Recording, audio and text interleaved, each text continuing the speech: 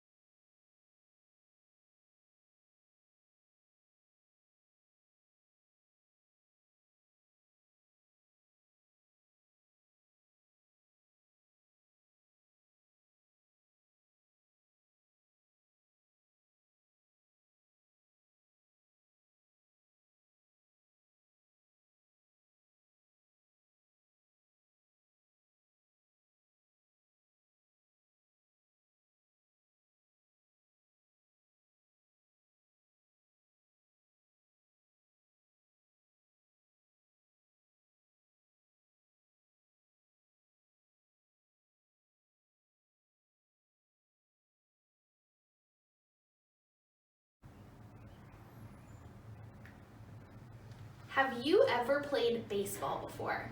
Playing baseball can be a lot of fun. But you know what the best part of playing baseball is? Hitting the ball. When I was younger, I learned how to hit a baseball. Do you know what the most important advice that I was ever given about hitting a baseball is? Keep your eye on the ball.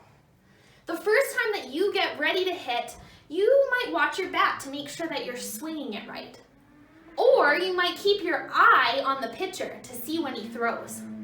But when you keep your eyes on those things, are you going to hit the ball? Maybe by accident, but usually no. You have to keep your eyes focused on the ball, and then you can swing right at the right time and hit it and hopefully get a home run. Remember last week, we talked about the Apostle Paul and how he chose to be joyful even when he was in prison. Today, we are going to learn Paul's greatest tips or greatest advice for being joyful no matter what's going on in life. It doesn't have anything to do with baseball, but it does have to do with where your eyes should be looking. Paul chose to be joyful even in prison because Jesus was his focus. His eyes were on Jesus. What does that mean? Focus is when we let other things not be as important as the thing that needs to be the center of our attention.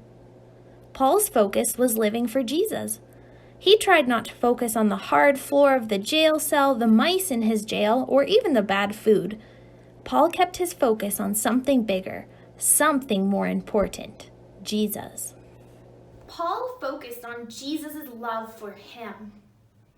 He also focused on the people in Philippi that needed him to tell them about Jesus.